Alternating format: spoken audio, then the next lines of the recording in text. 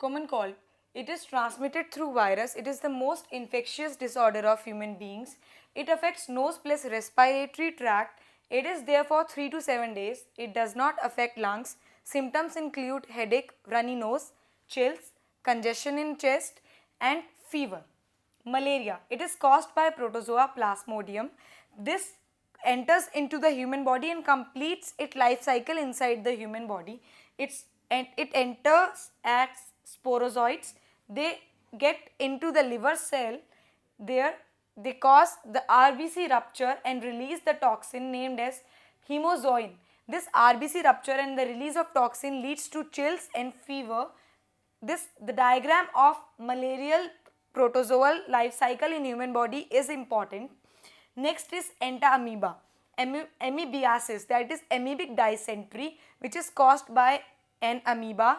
The symptoms involve constipation, loose stools, as well as stomach ache. Then there are certain diseases caused by worms, roundworms, Escheriasis. Escheriasis is caused by a roundworm. It leads to internal bleeding, fever, lesions on skin. Then is the filarial worm. It leads to filariasis, which is also named as elephantiasis, in which the affected region swells up like in resemblance to the limb of the elephant. Even genital organs are affected, which leads to a complete deformity. Certain fungi also causes infections known as ringworms. All these infections can be taken care of or can be prevented through hygiene. If infections like typhoid and dysentery is to be avoided, the food we intake should be hygienic. That is, we should wash our hands before eating food. Fruits, vegetables should be washed before eating, as well as in case of malaria and roundworm, the vectors should be killed. As the advancements are occurring in biological science, these days we have equipped with many insecticides, many sprays which kills mosquitoes and all.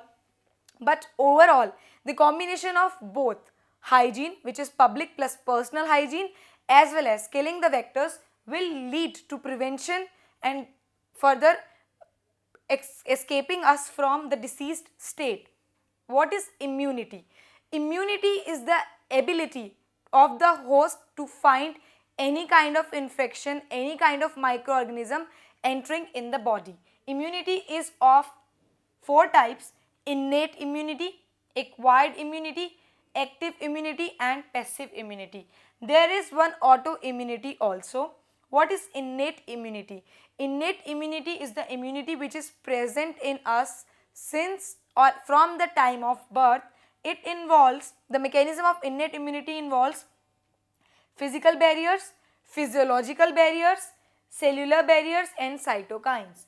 Physical barriers, skin is the most important physical barrier which is involved in preventing the entry of any microorganisms.